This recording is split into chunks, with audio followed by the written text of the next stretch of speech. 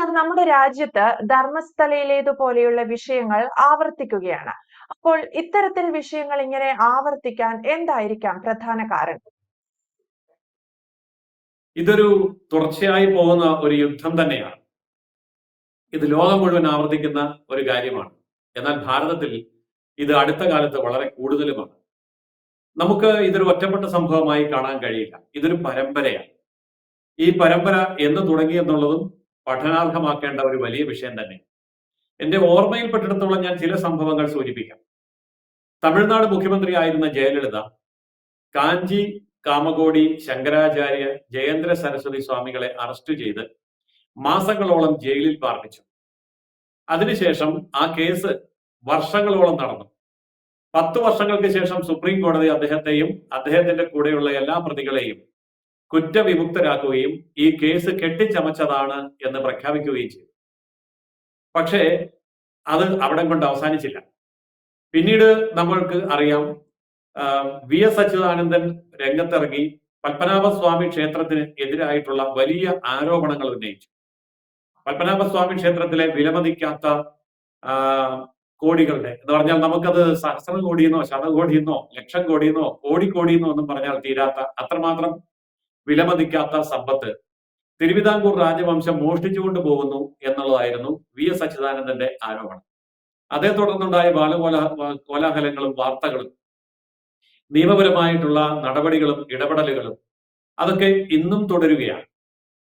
അങ്ങനെ ഒരു സംഭവം അതും ഒരു ഒറ്റപ്പെട്ട സംഭവമായിരുന്നില്ല. പിന്നീട് നമുക്കറിയാം, മാതാ അമൃതാനന്ദമയി മഠത്തിനെതിരെ കേരളത്തിലെ ഒരു പ്രമുഖമായ ചാനൽ രാഷ്ട്രീയ പാർട്ടി ഒരു വലിയ ആരോപണം ഉന്നയിക്കുകയും അത് കേരളത്തെ പിടിച്ചു കുലുക്കുകയും ചെയ്തു. അവസാനം അതിലും കഴമ്പും കാമ്പും ഒന്നുമില്ല എന്ന് പറഞ്ഞ് ആ വാർത്ത അവസാനിക്കുകയാണ് ഉണ്ടായത്. പക്ഷെ തീർന്നില്ല. ശബരിമലയിൽ സ്ത്രീകളുടെ പ്രവേശവുമായി ബന്ധപ്പെട്ട് പിണറായി സർക്കാർ നടത്തിയ അതിസാഹസികവും അങ്ങേയറ്റം ക്രൂരവുമായ വലിയ നരനായാട്ട് 10,000-കണക്കിന് ഭക്തജനങ്ങളെ തല്ലിച്ചതയ്ക്കുകയും അവർക്കെതിരെ കേസ് കൊടുക്കുകയും ആ കേസ് ഇന്നും തുടരുകയും ചെയ്യുന്ന ഒരു തുടർക്കഥയാണ്. ഇതിനു മുമ്പൊരു സംഭവം ഉണ്ടായിട്ടുണ്ട്. ഭഗവാൻ ശ്രീ സത്യസായി ബാബയുടെ ആശ്രമവുമായി ബന്ധപ്പെട്ട മറ്റൊരു കേസ്. സത്യസായി ബാബയുടെ സമാധിക്ക് ശേഷം അവിടുത്തെ സ്വത്ത് തർക്കമുണ്ടായി എന്നും വലിയ പ്രശ്നങ്ങളാണ് എന്നും പറഞ്ഞുകൊണ്ട് വാർത്തകളുണ്ടായി, കേസുകളുണ്ടായി. പക്ഷെ യാതൊന്നുമില്ലായിരുന്നുവെന്നും എല്ലാം വെറും സൃഷ്ടിയായിരുന്നുവെന്നും പിന്നീട് തെളിയിക്കപ്പെട്ടു. അതിനുശേഷം നിരവധിയായ സംഭവങ്ങൾ, അതായത് ബാബ രാംദേവിന്റെ ആശ്രമവുമായി ബന്ധപ്പെട്ട സംഭവങ്ങൾ ഉണ്ടായി. അപ്പോൾ ഇതൊക്കെ ഒറ്റപ്പെട്ട സംഭവങ്ങളാണ് എന്ന് നമുക്ക് എഴുതിത്തള്ളാൻ കഴിയുന്ന കാര്യമേ അല്ല. അതിലേറ്റവും അവസാനത്തെ വാർത്തയാണ് ധർമ്മസ്ഥലയുമായി ബന്ധപ്പെട്ട് പുറത്തു വന്നത്. ധർമ്മസ്ഥല എന്ന് പറയുന്നത് ജൈന ഹൈന്ദവ പാരമ്പര്യം ഒന്നിച്ചു ചേരുന്ന ഒരു ക്ഷേത്രമാണ് എന്ന് എല്ലാവർക്കും അറിയാം. ദക്ഷിണേന്ത്യയിലെ എല്ലാ ആൾക്കാരും ദർശനം നടത്തുന്ന ഒരു ക്ഷേത്രവുമാണ് ധർമ്മസ്ഥലം. സൗജന്യമായിട്ട് ഭക്ഷണം ലഭിക്കുകയും വളരെയേറെ ചാരിറ്റി പ്രവർത്തനങ്ങൾ നടത്തുകയും ചെയ്യുന്ന ധർമ്മസ്ഥല മാനേജ്മെന്റ്, അതിന്റെ അധികാരിക്ക് പത്മശ്രീ ലഭിച്ചിട്ടുണ്ട്. അദ്ദേഹം MP ആണ്. ഇന്നുവരെ ധർമ്മസ്ഥലയെ സംബന്ധിച്ചുള്ള യാതൊരു ആരോപണങ്ങളും ആരും മുന്നോട്ട് കൊണ്ടുവന്നിട്ടില്ല. അപ്പോഴാണ് അൽ ജസീറ എന്ന് പറയുന്ന ഒരു വിദേശ പ്രസിദ്ധീകരണം, ഒരു TV ചാനൽ ഒരു വാർത്ത ഉണ്ടാക്കിക്കൊണ്ട് രംഗത്ത് വരുന്നത്. അതിനെ തുടർന്ന് ചിന്നയ്യ എന്ന് പറയുന്ന ഒരു വ്യക്തി മുന്നോട്ട് വന്ന് 30 വർഷങ്ങൾക്ക് മുമ്പ് ഞാൻ അവിടുത്തെ ശുചീകരണ തൊഴിലാളിയായിരുന്നുവെന്നും പിന്നീട് മനം മടുത്ത് തൊഴിൽ നിർത്തി നാട് വിടുകയായിരുന്നുവെന്നും പറഞ്ഞു. അദ്ദേഹം നടത്തിയ വെളിപ്പെടുത്തലുകൾ 100 കണക്കിന് സ്ത്രീകളെയും പെൺകുട്ടികളെയും കൊല ചെയ്ത് കുഴിച്ചു മൂടിയതിന് ഞാൻ ദൃക്സാക്ഷിയാണ് എന്നും ആയിരുന്നു. 18 സ്ഥലങ്ങൾ അടയാളപ്പെടുത്തി അവിടെയെല്ലാം 100 കണക്കിന് ആൾക്കാരുടെ അസ്ഥികൂടങ്ങൾ കിടപ്പുണ്ട് എന്നും 30 മുതൽ 60 അടി വരെ താഴ്ചയിൽ കുഴിച്ചു മൂടിയിട്ടുണ്ടെന്നും അയാൾ അവകാശപ്പെട്ടു. തുടർന്ന് കോടാനുകോടികൾ മുടക്കി കർണാടക ഗവൺമെന്റ് അവിടെല്ലാം കുഴിച്ചു നോക്കിയെങ്കിലും ഒരു അസ്ഥികൂടം പോലും കിട്ടിയില്ല. ആകെ കിട്ടിയ ഒരു അസ്ഥികൂടമാണെങ്കിൽ അത് പുരുഷന്റേതുമായിരുന്നു. ഇതാണ് അവിടെ നടന്ന സംഭവം. എന്നാൽ ഈ സംഭവത്തിന് പിന്നിൽ എന്താണ് ഉണ്ടായത് എന്നുള്ള അന്വേഷണം നടന്നത് മുഴുവൻ കേരളത്തിലാണ്. കർണാടകത്തിലെ പത്രങ്ങളോ ചാനലുകളോ സോഷ്യൽ മീഡിയ പോലുമോ ഈ വിഷയം ഗൗനിക്കാൻ തയ്യാറായില്ല. കർണാടക ഭരിക്കുന്ന കോൺഗ്രസ് ഗവൺമെന്റ്, അതിന്റെ മുഖ്യമന്ത്രി വളരെ പ്രഖ്യാപിതനായ നിരീശ്വരവാദി ആയിരുന്നിട്ട് പോലും അദ്ദേഹം ഈ വിഷയത്തിൽ ഇടപെടാനും തയ്യാറായില്ല. ഉത്തരേന്ത്യൻ മാധ്യമങ്ങളൊക്കെ ഈ വാർത്തയുടെ നിജസ്ഥിതി അന്വേഷിച്ചപ്പോൾ തന്നെ അവരത് ഒന്നും ചെയ്യേണ്ടതില്ല എന്ന് തീരുമാനിച്ചു. പക്ഷെ കേരളത്തിൽ കത്തിക്കയറുകയായിരുന്നു. ചാനലുകളിൽ, പത്രങ്ങളിൽ, സോഷ്യൽ മീഡിയയിൽ, പൊതുവേദികളിൽ എല്ലായിടത്തും വലിയ ചർച്ചയുണ്ടായി. പലരും വന്ന് ചോദിക്കുകയുണ്ടായി, എന്താണ് നിങ്ങൾക്ക് ഇത്ര താല്പര്യം? വിഷയം കർണാടകത്തിലല്ലേ, കർണാടകക്കാർക്കില്ലാത്ത താല്പര്യം എന്തിന് മലയാളിക്ക് എന്ന് ചോദിച്ചപ്പോൾ മലയാളികളായ ധാരാളം പേർ അവിടെ ഭക്തജനങ്ങളായി പോകുന്നതാണല്ലോ, അവർക്കെന്തെങ്കിലും സംഭവിച്ചാൽ, അവർക്ക് എന്തെങ്കിലും സംഭവിച്ചോ, ഏതെങ്കിലും ഒരു മലയാളി അവിടെ കാണാതായോ, കൊല ചെയ്യപ്പെട്ടോ എന്ന ചോദ്യത്തിനും മറുപടിയില്ല. എന്തായാലും നന്മമരങ്ങൾ രംഗത്ത് വരികയുണ്ടായി. മനാഫ് നമുക്കറിയാവുന്ന കഥാപാത്രമാണ്. മനാഫ് അവിടെ എത്തുകയും ഈ കുഴിക്കൽ പരിപാടിക്ക് നേതൃത്വം കൊടുക്കുന്നവരെ പ്രോത്സാഹിപ്പിക്കുകയും വാർത്തകളിൽ നിറഞ്ഞു നിൽക്കാൻ ശ്രമിക്കുകയും ഒക്കെ ചെയ്തത് അതിന്റെ അവസാനത്തെ അധ്യായമാണ്. പക്ഷേ ചിത്രം വ്യക്തമായപ്പോൾ എന്താണ് സംഭവിച്ചത്? ഇതൊരു റിയൽ എസ്റ്റേറ്റ് ലോബിയെ മുന്നിൽ നിർത്തിക്കൊണ്ടുള്ള സ്വത്ത് തട്ടിയെടുക്കൽ നാടകമായിരുന്നുവെന്നാണ് ഏറ്റവും അവസാനം അറിയുന്നത്. അതായത് നിരവധി വിദ്യാഭ്യാസ സ്ഥാപനങ്ങളുള്ള ധർമ്മസ്ഥല മാനേജ്മെന്റിന് ഒരു മെഡിക്കൽ കോളേജ് തുടങ്ങാൻ വേണ്ടിയുള്ള ആഗ്രഹമുണ്ടായി. തുടർന്ന് അവർ അതിനുവേണ്ടി 900 ഏക്കർ സ്ഥലം മാറ്റിവെച്ചു. അത് വനഭൂമിയോട് ചേർന്നുള്ള സ്ഥലമായിരുന്നു. ആ സ്ഥലത്ത് മെഡിക്കൽ കോളേജ് സ്ഥാപിക്കാൻ കഴിഞ്ഞില്ല. അപ്പോൾ ഈ സ്ഥലം വെറുതെ കിടക്കുകയാണ്. വെറുതെ കിടക്കുന്ന ഈ സ്ഥലത്തിന് അവകാശം ഉന്നയിച്ചുകൊണ്ട് ചില വ്യക്തികൾ വരികയും റിയൽ എസ്റ്റേറ്റ് ബിസിനസ്സിലൂടെ ആ സ്ഥലം വിറ്റഴിക്കാൻ ശ്രമിക്കുകയും ചെയ്തപ്പോൾ അത് ധർമ്മസ്ഥല ക്ഷേത്ര ട്രസ്റ്റിന്റെ സ്ഥലമായതിനാൽ അവർക്കൊന്നും ചെയ്യാൻ പറ്റിയില്ല.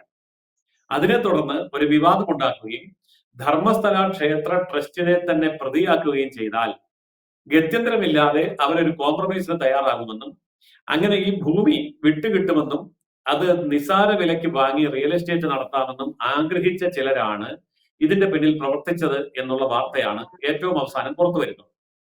എന്നാൽ ഈ ചിന്നയ്യെ അന്വേഷിക്കുകയായിരുന്നു അന്വേഷണ സംഘം.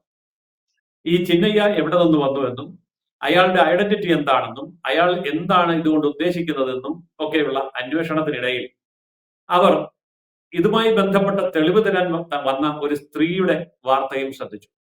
അവർ പറഞ്ഞത് എന്താണ്? എന്റെ മകൾ ഈ ക്ഷേത്രത്തിൽ വന്നു, പിന്നെ അപ്രത്യക്ഷയായി. എന്റെ മകളെ കൊല ചെയ്യപ്പെട്ടിട്ടുണ്ടാകും എന്നാണ് ഞാൻ കരുതുന്നത്. അതുകൊണ്ട് എനിക്ക് എന്റെ മകളെ തിരിച്ചു കിട്ടണം എന്നായി. അന്വേഷണ സംഘം ആ സ്ത്രീയെ ചോദ്യം ചെയ്തപ്പോഴേ കള്ളി പൊളിച്ചെത്ത് വന്നു. അവർക്കൊരു മകളും ഇല്ല, അങ്ങനെ ഒരു സംഭവമില്ല.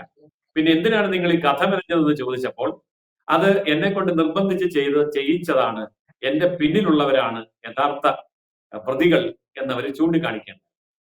അങ്ങനെ ഈ ചിന്നയ്യെ അന്വേഷിച്ചു പോകുന്ന അന്വേഷണ സംഘം എത്തിച്ചേരുന്നത് സത്യമംഗലം വനത്തിലാണ്.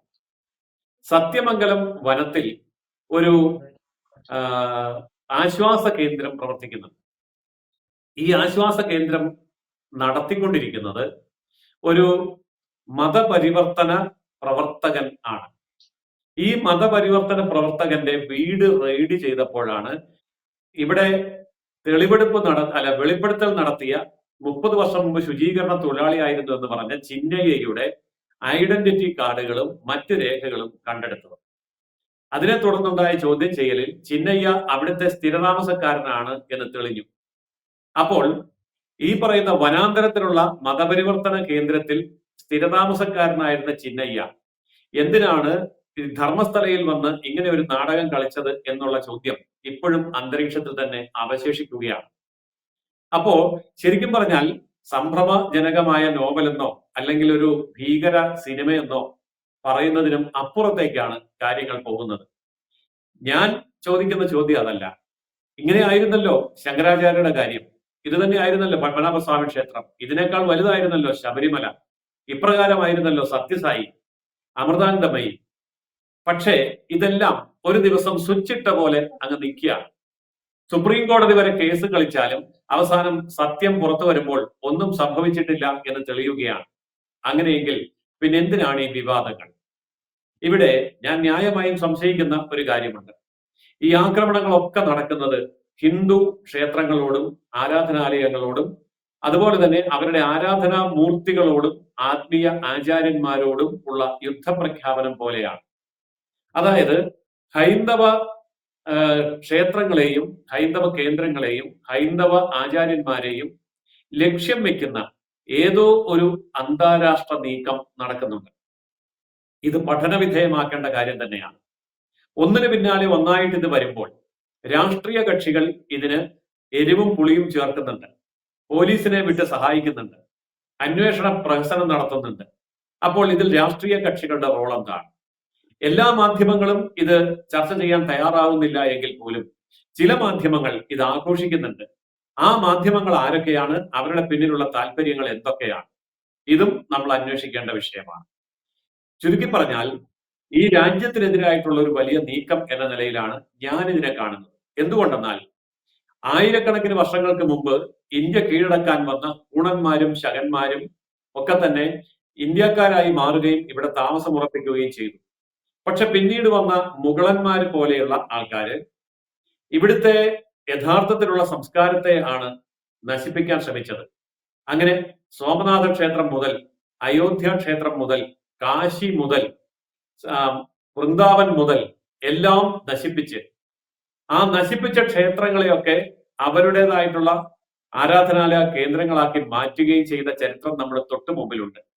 അതായത് ഭാരതത്തെ കീഴടക്കണമെങ്കിൽ ഹിന്ദുവിനെ കീഴടക്കണമെന്ന് അറിയാവുന്ന, അല്ലെങ്കിൽ അങ്ങനെ ധരിച്ചു വെച്ചിരിക്കുന്ന ചില അന്താരാഷ്ട്ര ബാഹ്യ ശക്തികളാണ് ഇന്നും ഭാരതത്തിൽ ഈ ഹൈന്ദവ കേന്ദ്രങ്ങളോട് ഇതുപോലെയുള്ള ആക്രമണങ്ങൾ നടത്തുന്നതിന്റെ പിന്നിലുള്ള ചാലക ശക്തി, പ്രേരക ശക്തി, അല്ലെങ്കിൽ ഇതിന്റെ പിന്നിലുള്ള ഗൂഢാലോചന അവിടെ നിന്നാണ് ആരംഭിക്കുന്നത് എന്നാണ് എനിക്ക് മനസ്സിലാവുന്നത്. എന്തു തന്നെയാണെങ്കിലും ചരിത്രം ആവർത്തിക്കാതിരിക്കാൻ ആവശ്യമായ നടപടികൾ, മുൻകരുതലുകൾ നമ്മൾ സ്വീകരിക്കേണ്ട സമയമായിരിക്കുന്നു എന്ന് തോന്നുന്നു. യെസ്, അത്തരത്തിലാണ് ധർമ്മസ്ഥലയിൽ നിന്ന് പുറത്തു വരുന്ന റിപ്പോർട്ടുകൾ. ധർമ്മസ്ഥലയിൽ ദുരൂഹത, നിഗൂഢ നീക്കം എന്നൊക്കെ പറഞ്ഞുകൊണ്ട് കൊട്ടിഘോഷിച്ച് അല്ലെങ്കിൽ ദുർമന്ത്രവാദം നടക്കുന്നു, അത്തരത്തിൽ ആളുകളെ കൊല്ലുന്നു, ആ ക്ഷേത്രം തന്നെ ദുരൂഹമാണ് എന്നൊക്കെ പറഞ്ഞു പ്രചരിപ്പിച്ചവരുടെ എല്ലാ കള്ളങ്ങളും പൊളിയുന്നതാണ് നമ്മൾ ഈ കഴിഞ്ഞ ദിവസങ്ങളിലൊക്കെ കണ്ടത്. അത്തരത്തിൽ ഒരു ഹിന്ദു ക്ഷേത്രത്തെ എങ്ങനെ തച്ചുടയ്ക്കാം, അല്ലെങ്കിൽ എങ്ങനെ ഹിന്ദു ക്ഷേത്രത്തെ തകർക്കാം എന്നുള്ള കൃത്യമായ ഒരു അജണ്ടയും ധർമ്മസ്ഥലയ്ക്ക് പിന്നിലുണ്ടോ എന്ന ചർച്ചകളും സജീവമാവുകയാണ്. വ്യക്തമാണ്. Thank you Jayasuryan sir.